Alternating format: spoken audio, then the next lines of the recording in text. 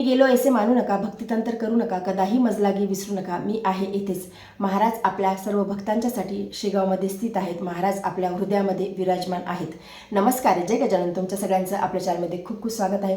श्री गजानन महाराजांनी आपल्या सगळ्या भक्तांना दिलेली ही ग्वाहीच आहे की महाराज गेले असं आपण कधीही मानायचं नाही. महाराज आपल्या हृदयामध्ये विराजमान आहेत. महाराज शेगावमध्ये आपल्यासाठी स्थित आहेत. महाराज आपल्या प्रत्येक भक्तांना अनुभव देतात.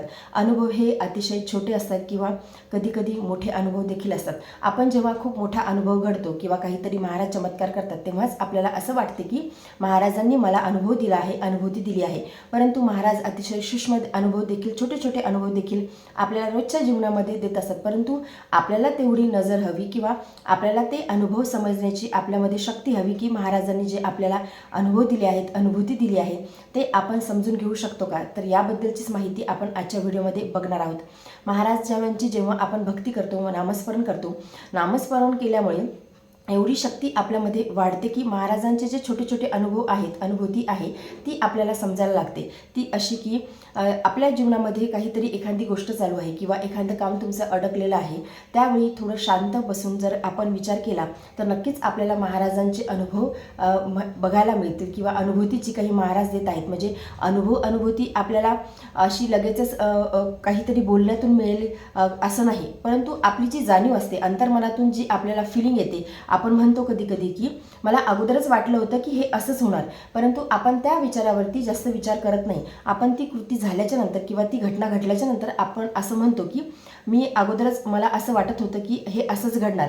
तर हे जे आपण असताना घडणार, तर घडणार किंवा ते तसंच होणार, तर यावेळी आपण थोडं थांबायला हवं. आपल्या आतून, अंतर्मनातून आपल्याला महाराज काय अनुभव देत आहेत, अनुभूती देत आहेत ती आपण ओळखून घ्यायला हवी. हे अनुभव अतिशय शांतपणे असतात, परंतु ते आपले अंतर्मनातून आलेले असतात. कधी कधी एखाद्या व्यक्तीच्या स्वरूपामध्ये किंवा परिस्थितीच्या स्वरूपामध्ये देखील महाराज आपल्याला अनुभव देतात. तेव्हा असं घडत नाही किंवा एखाद्या व्यक्तीच्या स्वरूपात किंवा परिस्थितीच्या स्वरूपामध्ये जर आपल्याला अनुभव येत नसेल तर आपल्या अंतर्मनातूनच आपल्याला अनुभव येत असतात. आपलं मन कोणत्याही परिस्थितीमध्ये अतिशय शांत राहत असेल, स्थिर राहत असेल, आपल्याला कळत असेल की मी या मार्गाने जाऊ किंवा या मार्गाने जाऊ, किंवा मग आपल्या मनामधली जी चलबिचल आहे ती संपलेली असेल, मनामध्ये समाधान झालेलं असेल, एखाद्या गोष्टीमध्ये आपल्याला डिसिजन घ्यायचं असेल आणि आपल्यासमोर 2 किंवा 4 पर्याय उपलब्ध असतील, त्यापैकी जर आपलं अंतर्मन सांगत असेल की हेच डिसिजन तू घे, तर त्यावेळी समजावं की ते योग्य आहे. म्हणजे तसं महाराजांना प्रार्थना करून जर का आपण डिसिजन घेत असू तर समजावं की ते योग्य आहे. काय होते की ती कृती झाल्याच्या नंतर किंवा ती गोष्ट घडल्याच्या नंतर मग आपण म्हणतो की मला वाटलं होतं मी हेच करायला हवं, बरं झालं मी ते केलं असतं, तेव्हा तर आज परिस्थिती वेगळी असती. या उलट आपल्याला एखादं डिसिजन घ्यायचं असते, आपण कुठल्या तरी परिस्थितीमध्ये फसलेलो असतो, त्यावेळी सूक्ष्म जे अनुभव आहेत, अनुभूती आहे, महाराज जे आपल्याला देत असतात, त्यावेळी आपण थोडं शांतपणे ते सगळं तपासून पाहायला हवं. आपण सतत महाराजांचं नामस्मरण करायला हवं. नामस्मरणामध्ये एवढी ताकद आहे की हे जे छोटे छोटे अनुभव आहे, अनुभूती आहे, आपल्याला कुठलं डिसिजन घ्यायचं आहे, आपल्याला काय करायचं आहे, हे महाराज आपल्याला अप्रत्यक्षपणे सांगत असतात. म्हणजे महाराज प्रत्यक्षपणे आपल्यासमोर येऊन उभे राहतील असं नाही. महाराज आपल्याला प्रत्येक वेळी आपलं बोट धरून आपल्याला तिथपर्यंत नेतील असं नाही. आपल्या अंतर्मनातूनच ते सगळे अनुभव, अनुभूती महाराज देत असतात. त्यामुळे महाराजांचं नामस्मरण करा, सतत महाराजांचं नामस्मरण करा. महाराजांच्या चरणाची शरणागत भक्ती जर का आपण केली तर हे छोटे छोटे अनुभव नक्कीच येतात आणि हे अनुभव ओळखण्याची ताकदसुद्धा आपल्याकडे येते. आपल्याकडे तशी शक्ती निर्माण होते. महाराजांचं सुरक्षा कवच आपल्या भोवती निर्माण होते, ते म्हणजे नामस्मरणामुळे. मध्ये शांतता आहे, स्थैर्य आहे, मनामध्ये चलबिचल होत नाही, तर समजावं की महाराजांचं जे काही आपण नामस्मरण करत आहोत त्याचा इफेक्ट आपल्यावरती होत आहे. महाराज आपल्यासोबत आहेत. महाराज आपल्याला प्रत्यक्षपणे कधीही दर्शन देणार नाहीत. म्हणजे तेवढी आपली भक्तीची तेवढी आपली भक्ती तिथपर्यंत पुढे गेलेली नाही किंवा आपल्या भक्तीमध्ये तेवढी अजून शक्ती निर्माण झाली नाही की महाराज आपल्याला प्रत्यक्षपणे ॲज इट इज रूपामध्ये दर्शन देतील. परंतु एक ना एक दिवस नक्कीच देतील, असा एवढी उत्कंठ भावना समजूनच महाराजांचं नामस्मरण करा. महाराजांचे जे छोटे छोटे अनुभव येतात ते अनुभव ओळखण्याची ताकद स्वतःमध्ये निर्माण करा. आपल्या अवतीभोवती काय घडत आहे किंवा आपल्या अवतीभोवती काय चाललं आहे याबद्दल आपण जागरूक असणे कधीही गरजेचं आहे. जेव्हा आपण श्री गजानन महाराजांची भक्ती करतो त्यावेळी महाराजांवरती संपूर्ण विश्वास टाकून, महाराजांच्या चरणाशी संपूर्ण समर्पण करून देऊनच महाराजांची भक्ती करा. म्हणजे असं नाही की एखादी गोष्ट आपल्या मनासारखी घडली नाही मग आपण महाराजांना दोष द्यायचा किंवा परिस्थितीला दोष द्यायचा की हे असं का झालं, त्यापेक्षा महाराजांवरती संपूर्ण भार टाकून आपण निश्चिंत राहावं, महाराजांची शरणागत भक्ती करावी, महाराजांना सांगावं की तुम्ही बघा आता पुढे काय.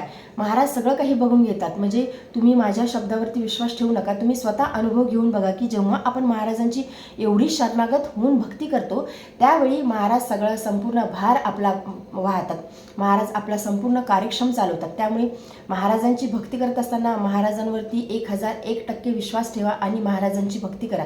आणि हे जे काही छोटे छोटे अनुभव आपल्याला रोज येत असतात, म्हणजे असं नाही की मोठा चमत्कार होईल त्यावेळेसच महाराज अनुभव देतील किंवा महाराज काहीतरी मोठा आपल्या जीवनामध्ये करतील. महाराज छोटे छोटे अनुभव देत असतात.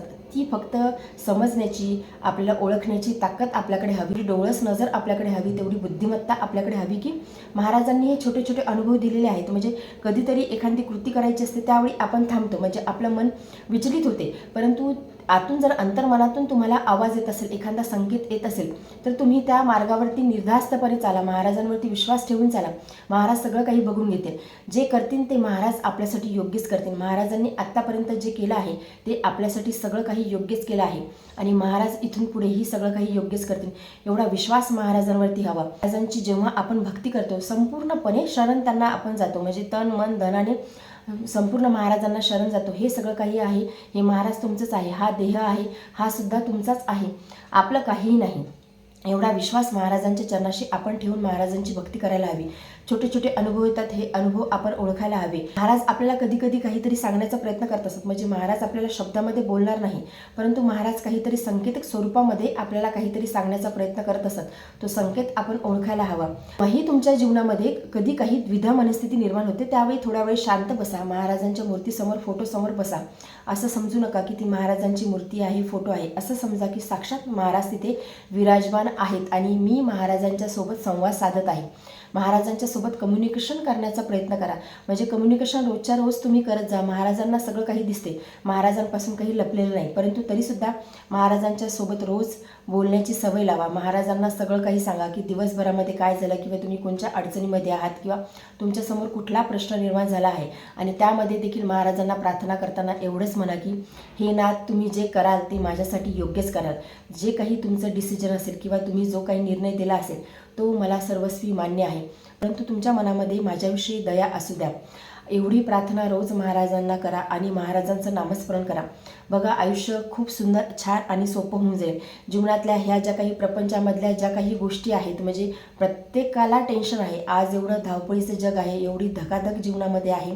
मोबाईल्स आहेत, टी व्ही आहेस, म्हणजे सगळ्या गोष्टी, इंटरनेट आहेत, सगळ्या गोष्टी अनलिमिटेड झालेल्या आहेत, परंतु तरीसुद्धा माणसाला सुख नाही, समाधान नाही. तुम्हाला जर का सुख समाधान आयुष्यामध्ये शांतता हवी असेल ना, तर अध्यात्माशिवाय दुसऱ्या कुठेच तुम्हाला सुख समाधान मिळणार नाही. एवढं सुंदर आणि सोपं आहे ही गोष्ट की आपल्याला जर जीवनामध्ये शांती हवी असेल, म्हणजे आपल्याजवळ करोडो रुपये आहेत तरीसुद्धा शांतता नाही, समाधान नाही, मनामध्ये चलबिचल चालू आहे. जर तुम्हाला सुख हवं असेल, मनामध्ये शांती हवी असेल, समाधान हवं असेल, तर अध्यात्माचाच मार्ग आपल्याला पकडावा लागेल. महाराजांची चरणाची आपल्याला निस्वार्थपणे भक्ती करावी लागेल, तेव्हाच जीवनामध्ये हे सगळं होईल. माणसाच्या जवळ सगळं आहे, परंतु माणूस यासाठीच भुकेला आहे की जीवनामध्ये शांती नाही. तर आपल्याला जर का जीवनामध्ये शांतता हवी असेल तर आपल्याला महाराजांची चरणाची निस्वार्थ भक्ती करावी लागेल, तेव्हाच आपल्याला ह्या सगळ्या गोष्टींची प्राप्ती होणार. आज आपल्याला छोटे छोटे अनुभव देतात, अनुभूती देतात, संकेत देतात. ती ओळखण्याची ताकदसुद्धा आपल्याला महाराजांची भक्ती केल्यामुळे, नामस्मरण केल्यामुळेच प्राप्त होणार आहे. तर आजच्या व्हिडिओमध्ये एवढीच. व्हिडिओ जर तुम्हाला आवडला असेल तर व्हिडिओ लाईक करा, चॅनलवरती नवीन असेल तर चॅनलला सबस्क्राईब करा. जय गजानन. धन्यवाद.